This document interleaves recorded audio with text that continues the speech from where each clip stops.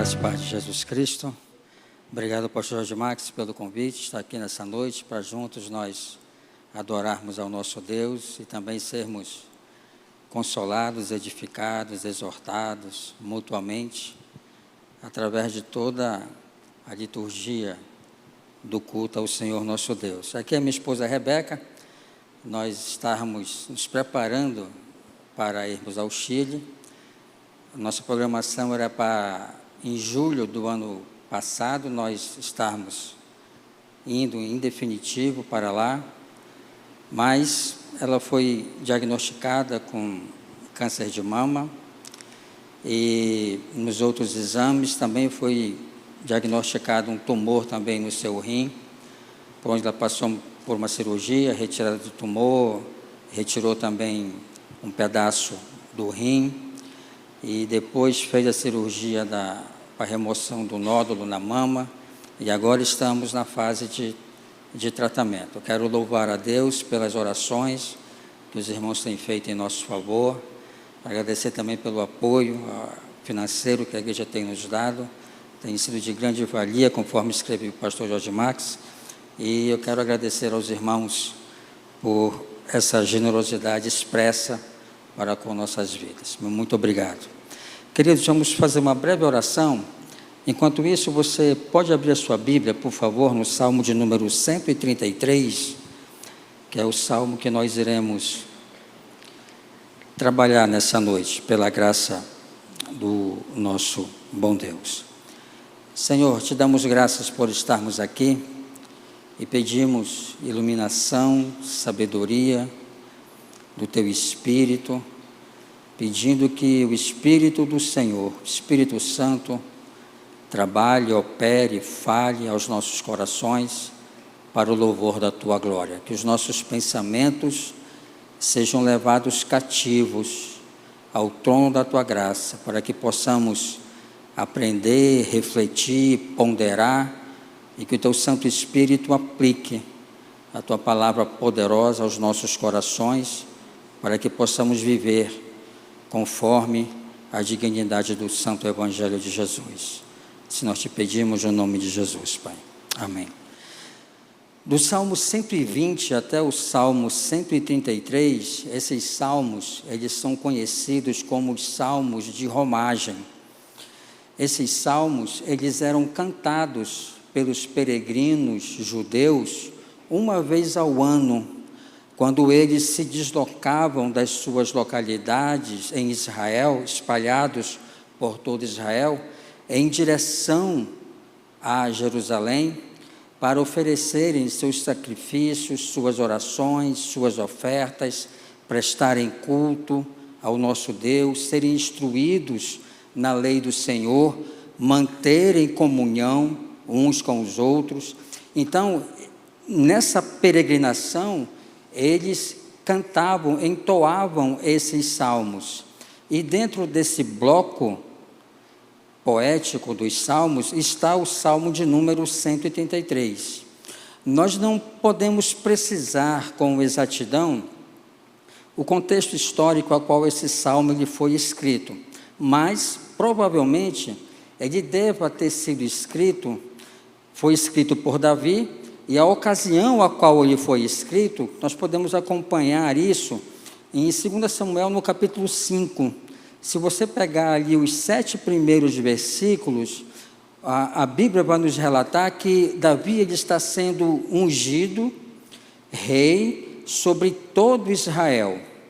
Após uma batalha sangrenta entre a casa de Saul e a casa de Davi, a casa de Davi prevalece, Judá prevalece, e então ali Israel, podemos dizer que ele é unificado. Há apenas um rei, e esse rei agora é Davi. Na época dos juízes, se nós prestarmos atenção, você verá que a norma não era o que a lei ensinava a eles, mas a norma era que cada um fazia conforme bem achava melhor se fazer. Então, havia esses juízes que julgavam o povo. Então, chegou um determinado momento em que o povo pede um rei. Pela bondade e graça de Deus, Deus concede Saul para o povo, e quando Saul assume o trono, as tribos vêm junto. Só que Saul não foi um bom rei, nós sabemos disso. E com a morte de Saul, Isbosete, ele é declarado o rei, mas no plano e no coração de Deus, quem ele queria para que fosse rei do seu povo era Davi. Então há essa batalha, essa guerra civil, podemos dizer assim, entre o povo de Deus, mas quando encerra-se essa guerra, Davi é constituído e ungido rei sobre todo Israel. Ele então escreve esse salmo, que nos diz o seguinte: ó, como é bom e amável viverem unidos os irmãos. É como o óleo precioso sobre a cabeça, o qual desce para a barba de Arão, e desce para a gola de suas vestes.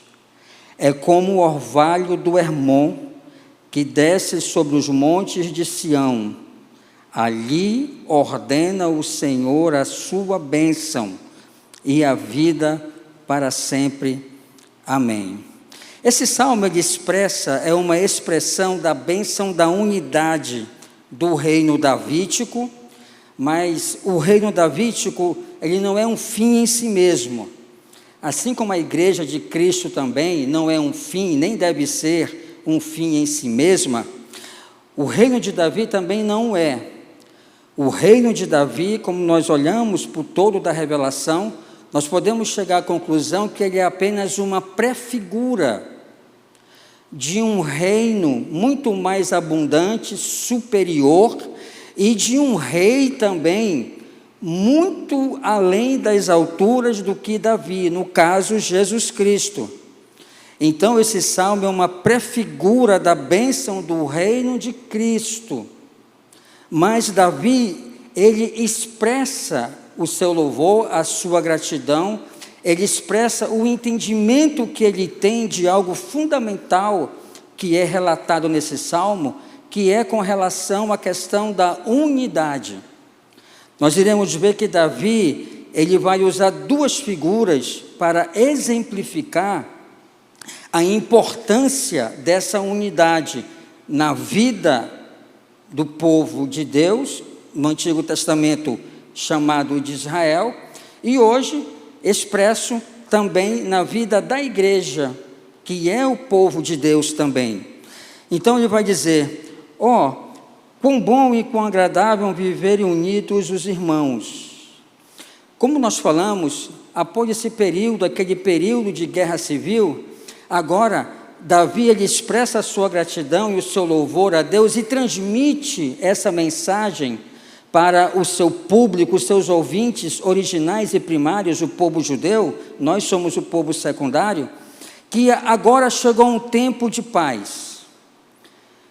Quando Davi assume o trono e passa a reinar, Israel passou por um período de expansão. O reino é expandido, há prosperidade em todas as áreas, o reino está em paz. Davi constitui, digamos assim, a ordem sacerdotal, a ordem levítica. Ele tem um desejo de construir o templo, mas vai ficar para Salomão essa questão. Então Israel passa a desfrutar de um tempo de abundância, de um tempo de bênção, de um tempo onde a mão poderosa de Deus está abençoando o seu povo. E agora o seu povo também não tem mais, digamos assim, barreiras, limites. Os integrantes da tribo de Dan podem ir livremente visitar os integrantes da tribo de Judá. Benjamim pode visitar Manassés. Efraim, ele pode visitar a tribo de Ruben e por aí afora. Não há cancelas impedindo a aproximação, a ida e a vinda do seu povo. Não é exigido, como hoje, a passaporte de vacina, nada disso. O povo está livre, o povo está feliz. Há um rei exercendo autoridade e domínio sobre eles, e Davi expressa essa gratidão a Deus, dizendo: como é bom, nós que outrora estávamos fragmentados, estávamos divididos, como irmãos, estávamos brigando entre si, nós estávamos nos matando, nós estávamos deixando de desfrutar a bênção dessa unidade proporcionada por Deus, como nós iremos ver, e agora nós estamos em franca ascensão, estamos sendo abençoados pelo nosso Deus, a importância dessa unidade, e agora eu expresso isso, essa união que é boa, que é agradável, nós estarmos juntos e em comum acordo, porque se nós prestarmos atenção na época dos juízes, nós veremos que o povo não estava adorando única e exclusivamente ao Senhor. Alguns preferiam criar os seus próprios ídolos, erguer os seus próprios altares, erguer o seu próprio local destinado à adoração. E esse não era o propósito de Deus para com o seu povo. O que nós podemos aprender com a história do povo de Israel, que nada mais é um reflexo da nossa história também, nós podemos perceber que quando o povo de Deus está fragmentado, dividido, desunido, aonde não há essa unidade completa, conforme o propósito designado por Deus, nós deixamos de receber a plenitude das promessas e da bênção que Deus tem para com a vida do seu povo. E quando isso ocorre, o povo de Deus padece. Não só o povo de Deus, a sociedade que deseja e espera por uma ação da igreja, um reflexo de Deus através da igreja.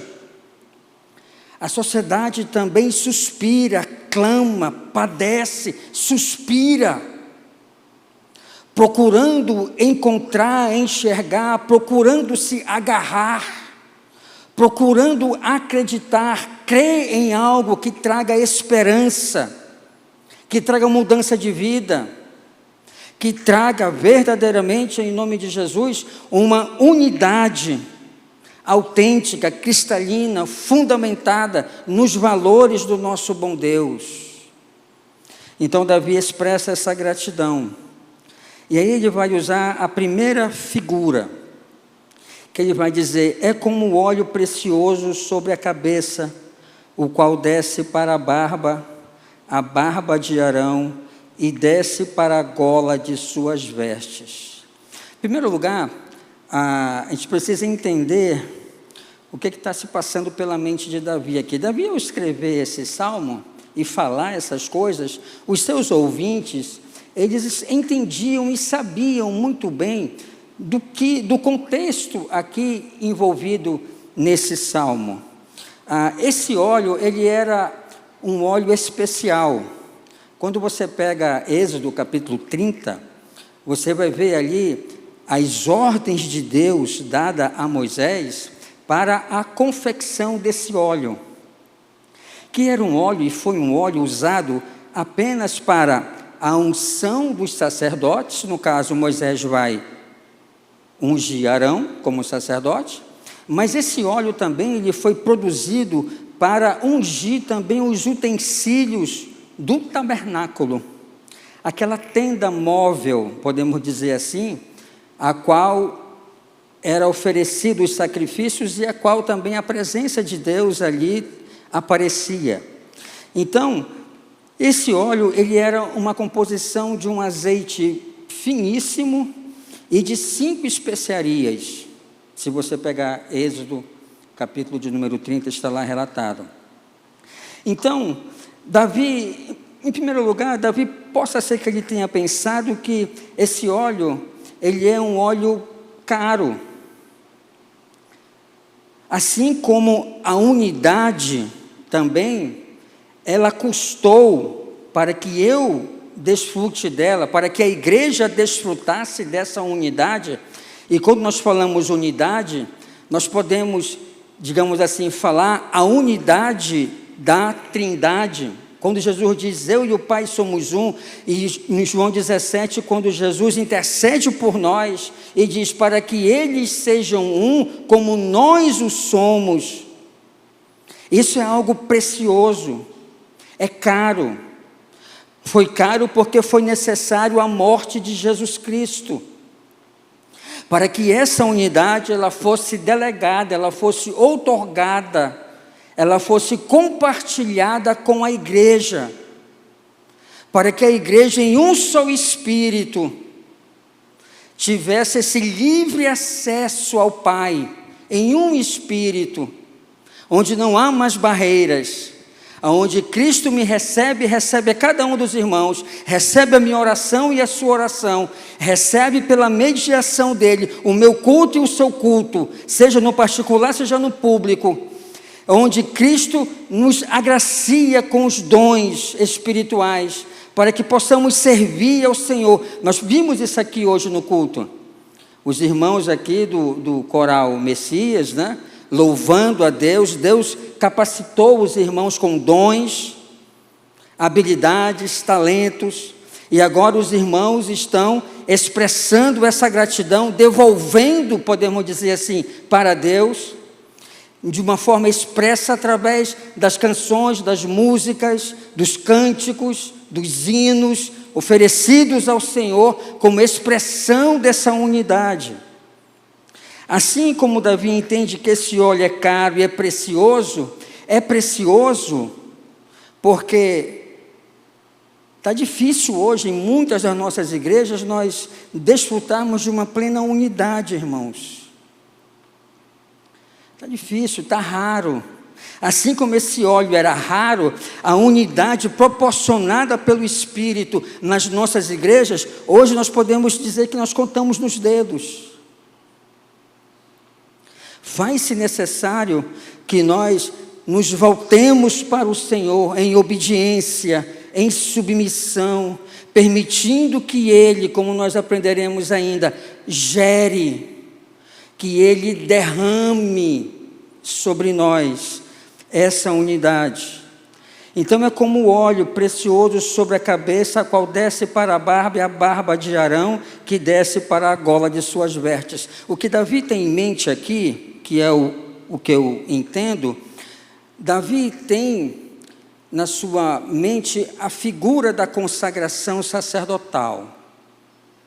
O sacerdote se apresentava, geralmente ou o profeta ou o rei era quem ungiam o sacerdote. No caso, Moisés era o profeta, Arão foi o sacerdote, então Moisés o unge, Moisés pega o azeite, esse azeite preparado, derramou sobre a cabeça de Arão, e o óleo então passa a descer. Começa pela barba, penetra pela a túnica sacerdotal, a estola sacerdotal, desce pelo peito, pelos quadris, pelas pernas, chega até a orla inferior da sua veste, ou seja, até as sandálias. O óleo desce. Se você prestar atenção, a palavra desce aparece 3 vezes nesse salmo.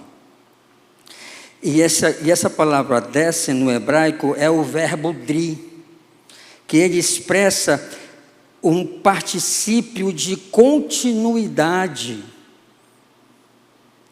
Então, o fato do óleo ser derramado na cabeça e escorrer sobre todo o corpo de Arão, o sacerdote, é algo que Deus quer ensinar para a sua comunidade pactual, dizendo: quem unifica vocês sou eu.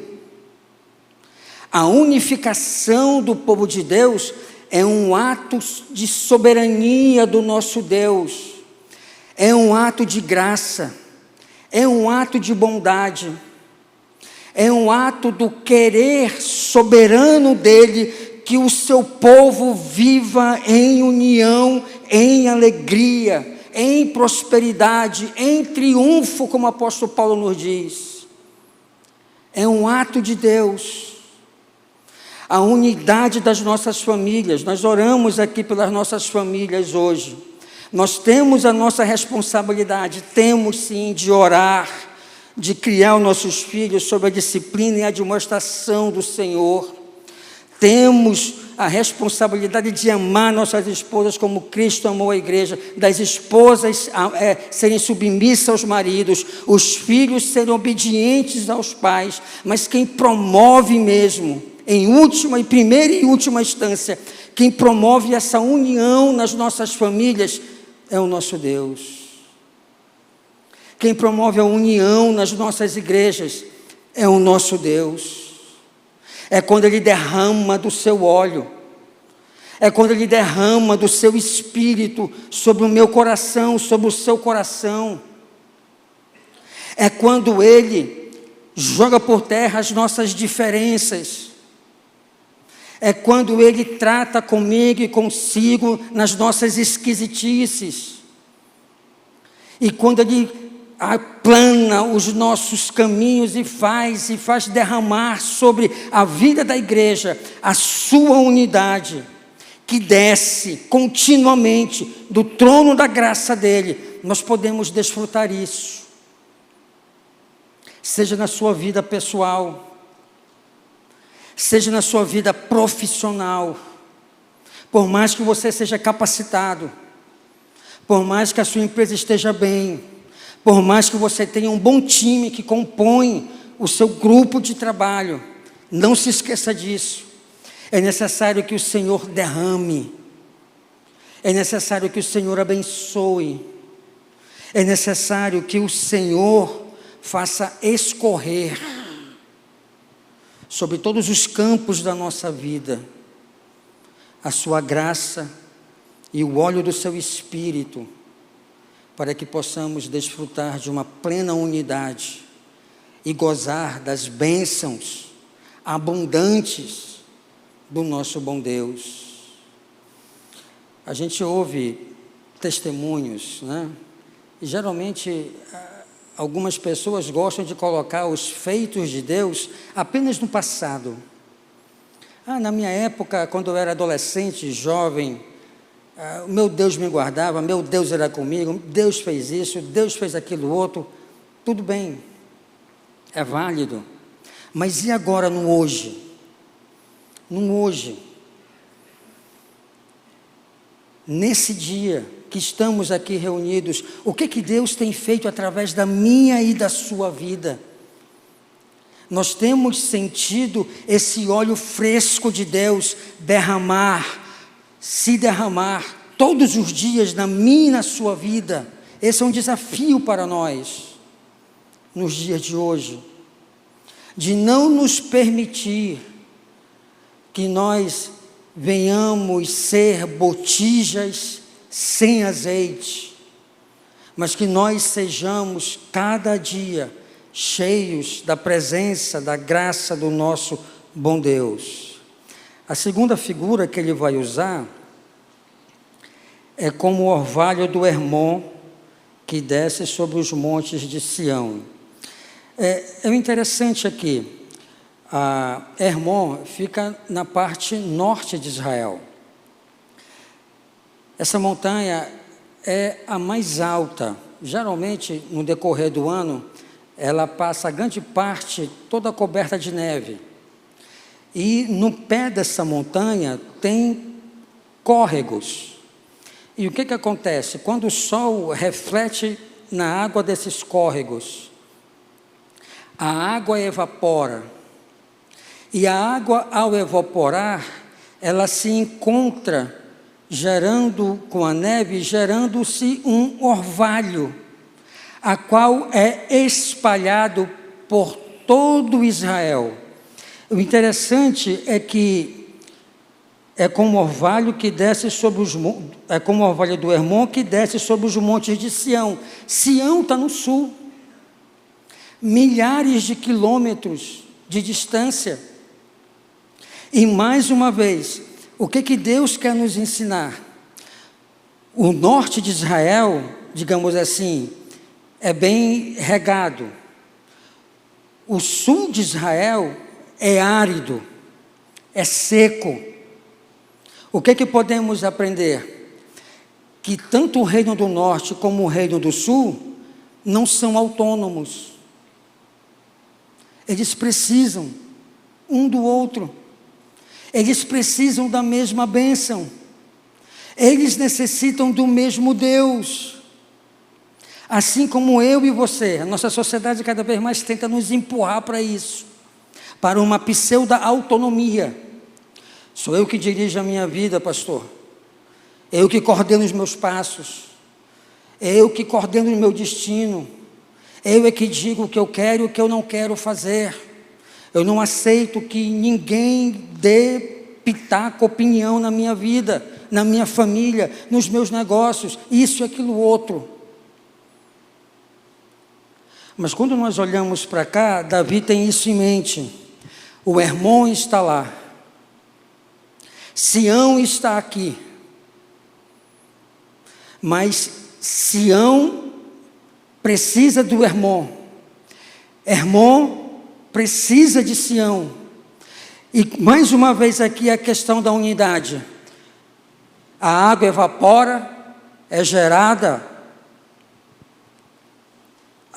o orvalho, mas é Deus quem precisa levar. O orvalho não vai por si só. Ele necessita das correntes de vento.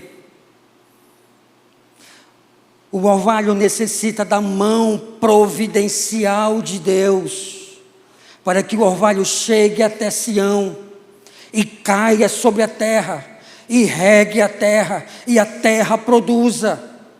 E assim o povo colha, e o povo colhendo há abundância, há gratidão, há louvor, há contribuição, há culto a Deus. O que nós podemos aprender com isso, queridos? Nós podemos aprender que não importa as distâncias. Os irmãos estão apoiando vários missionários, louvado seja Deus por isso. É como que se aqui fosse o Hermon, pastor. E os irmãos distantes. Mas Deus pega o orvalho produzido aqui pelos irmãos, as orações, as súplicas, as intercessões, as contribuições, e pela sua mão providencial, leva até esses lugares mais longínquos, que possa ser que eu e você nunca chegaremos a ir, mas a nossa oração feita aqui, a contribuição, as intercessões, as súplicas, Deus está pegando e conduzindo até lá. Então, ao olharmos para isso, nós podemos perceber o quanto Deus é generoso, é bondoso, é providencial, é como esse orvalho que desce sobre os montes de Sião. E aí uma segunda coisa, aqui dentro de Sião, Sião é um monte pequeno, digamos assim, comparado ao Hermon, não é nada, é uma elevação pequena, mas nós precisamos entender que foi ali que Deus escolheu para que a sua representação, o templo fosse construído, foi em Sião. Aprove a Deus escolher Sião, não escolher Reino do Norte, Reino do Sul. Aprove a Ele escolher, para dali manifestar a sua bênção. Quando nós olhamos essa questão de Sião na Escritura, nós podemos perceber que é um termo metafórico que os escritores sagrados usam para indicar uma questão de um quartel-general. Entenda Sião como o quartel-general de Deus, de onde saem as palavras dos atos divinos de Deus, sejam salvíficos ou de juízos. É de Sião. Se você pegar o Isaías, vai falar muito sobre isso. De Sião sairá a lei, mas também de Sião vai sair o juízo sobre as nações, sobre todos aqueles que esquecem do Senhor. Então, e ali nós podemos perceber, terminando, ali ordena o Senhor a sua bênção e a vida para sempre. Davi reina, um pouco de história. Salomão assume o trono, em expansão, constituído, em paz, tudo bem. Mas o filho de Salomão, Roboão, nas mãos dele, o reino se divide. E aí fica uma tribo por amor a Davi, no reino do sul, e o restante das 11 tribos vão novamente para a parte norte de Israel, Jerusalém, Samaria, constitui Samaria como local de adoração, estabelece em Samaria ídolos para o povo adorarem, cultuarem, e aí a nação mais uma vez está fragmentada. Mais uma vez fragmentada a nação. E com isso, o que acontece? Volta-se a guerra civil novamente. Volta a guerra civil. O povo está distante. Não há mais essa unidade. Ao mesmo povo de Deus, há um remanescente fiel que está adorando, louvando, rendendo seus louvores, a sua adoração a Deus, mas há também uma outra parte do povo que está adorando Baal, as Astarotes, ídolos vãos. E aí, mais uma vez, a unidade foi fragmentada. Mas quando nós olhamos, e nessa época Deus levanta os seus profetas, antes do exílio, Isaías, Jeremias, Amós, os pós-exílios, Ezequiel, Daniel, Zacarias, Malaquias, eles vinham falando de um renovo de Davi. Eles estavam profetizando que a unidade chegaria novamente, Deus iria promover novamente essa unidade. Eles estavam profetizando que o rebento de Jessé viria. Eles estão nessa expectativa, os profetas profetizando. Reino do Norte é levado cativo, 720 em cativeiro. Reino do Sul, por amor ao Davi, ainda suspira, está na UTI, suspirando, mediante aparelhos. Deus sustentando pela sua misericórdia e graça.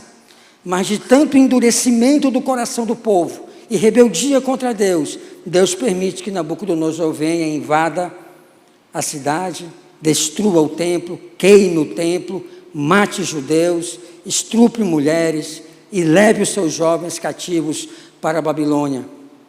E lá eles passam 70 anos, distante dessa comunhão, distante dessa unidade. Só que Deus havia feito uma promessa para eles. E quando nós chegamos em Ezequiel 37, Ezequiel 37, 15. Veio a mim a palavra do Senhor dizendo: Tu, pois, ó filho do homem, toma um pedaço de madeira e escreve nele para Judá e para os filhos de Israel, seus companheiros. Depois toma outro pedaço de madeira e escreve para José, pedaço de madeira, e de Efraim, e para toda a casa de Israel, seus companheiros. Ajunta-os um ao outro, faze deles um só pedaço, para que se tornem apenas um na tua mão. Quando te falarem os filhos do teu povo, dizendo: Não nos revelarás o que significam estas coisas?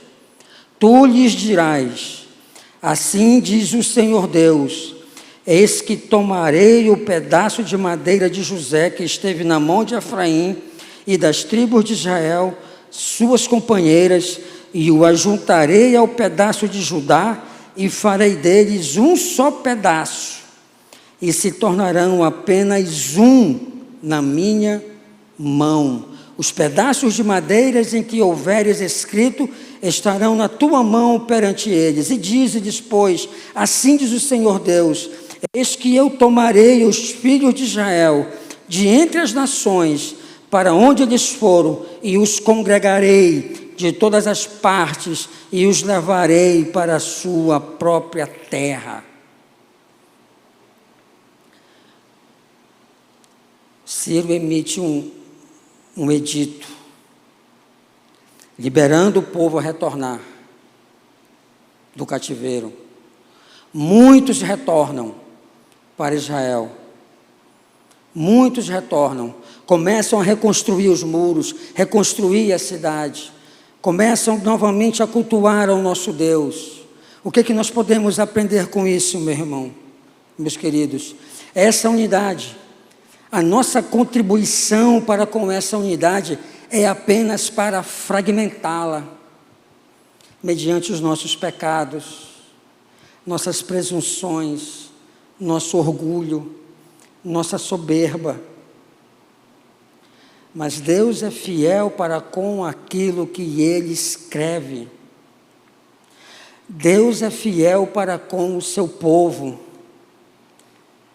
Não importa qual seja a sua situação, e não importa também qual foi a contribuição que você deu para fragmentar algum aspecto da unidade da sua vida, seja profissional, conjugal, emocional, espiritual. Saiba de uma coisa: esse óleo e esse orvalho que é derramado e que é conduzido pelo nosso Deus, Ele é poderoso e é suficiente para refrigerar a minha e a sua alma.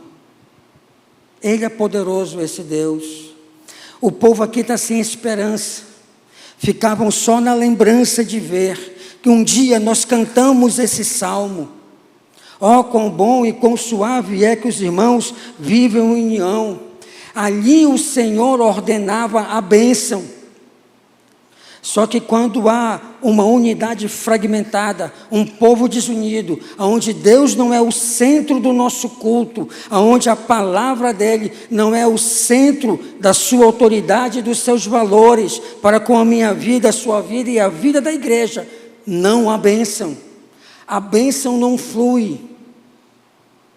Israel foi constituída por Deus na terra para ser luz para as nações, para ser uma bênção. A igreja foi constituída para ser também a mesma coisa, para que da igreja flua essa bênção, que esse ali de Sião seja o aqui, que o ali de Sião seja o aqui, o corredor fluidor da graça, da bondade, da misericórdia de Deus na minha vida, na sua vida, na minha família, na sua família. Que o ali de Sião seja o aqui, na Igreja Batista Constantinópolis, fluindo do agir de Deus, do perdão, da graça, da misericórdia, por toda a circunvizinhança aqui em Manaus, no Brasil e no mundo. Que nós sejamos canais, não lugares, mas canais, pessoas, aonde flua a bênção de Deus, aonde nós possamos estar unidos para que Deus possa ordenar a sua bênção. Por que nós, nas nossas igrejas hoje, irmãos, não vimos o agir poderoso do nosso Deus? Quando nós olhamos para tudo que está à nossa volta, bate um desânimo em nós. Em mim bate um desânimo. Olhando para cada situação, eu sou levado a acreditar que não tem mais jeito. Não tem mais jeito, Deus. Volta, estabelece o teu reino. Porque quando nós olhamos para as situações que nos arrodeiam, nós ficamos desacreditados. Mas Deus estabeleceu o seu ungido para a gente encerrar no Salmo 2, que é um salmo messiânico, no Salmo de número 2. ele vai nos dizer, versículo 6, eu, porém, constituí o meu rei sobre o monte Sião. Davi é só uma prefigura, é um tipo do rei maior que viria, Cristo Jesus. Ele estabeleceu, ele constituiu, é de Sião que virá o Redentor, é de Sião que fluirá a bênção, proclamarei o decreto. E ele diz às nações aqui, agora, ó reis, sede prudentes, deixai-vos instruir, serviços da terra, servi ao Senhor com tremor, alegrai-vos nele com tremor, beijai o filho para que não se irrite. Essa questão de beijar, esse beijo no costume judaico, significava fazer as pazes. Eu não sei se aqui tem alguém brigado com Deus. Se tem, hoje é dia de você beijar o filho. Beije o filho para que ele não se ire. Que flua a bênção daqui, proclamada nessas pessoas aqui em volta. Beijem o filho para que não se ire. Porque ele virá um dia e ele irá manifestar a sua ira sobre aqueles que não o beijaram. Olha no Salmo 134, o versículo de número 3, de Sião te abençoe o Senhor, Criador do céu e da terra. No Salmo 132 ainda, o versículo 13, pois o Senhor escolheu a Sião, preferiu-a por sua morada, este é para sempre o lugar do meu repouso, aqui habitarei, pois o preferi. O preferi. Quando a nova Jerusalém descer do céu, ataviada até nós, irá repousar novamente nesse monte, Sião. E ali Jesus Cristo será tudo em todos. O reino será entregue ao Pai. E o Cristo será tudo em todos. E nós o serviremos, o adoraremos. Iremos desfrutar da plenitude das suas bênçãos.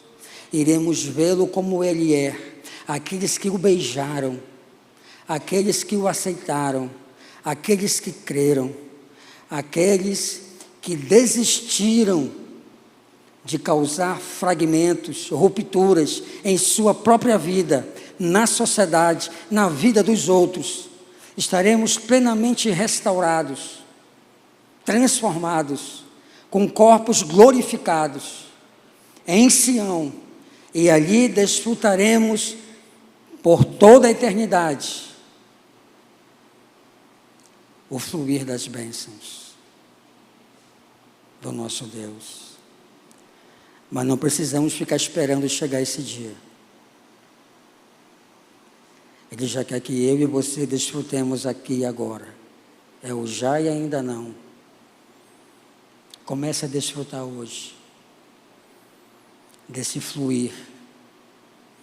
Pastor, eu estou todo machucado. O meu retrato é aquele retrato de Isaías capítulo 1. Só há feridas, contusões e chagas. Estou ferido, machucado. Tem esperança para mim? Tem esperança. O mesmo óleo que ungiu Arão, o mesmo orvalho que saía de Hermon e chegava até Sião,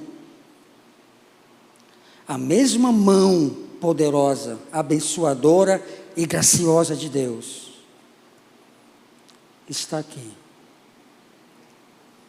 e deseja agir na sua vida. Feche os teus olhos. Graças te damos, Senhor Deus, por esse óleo e por esse orvalho, Muito obrigado por essa palavra, meu Deus.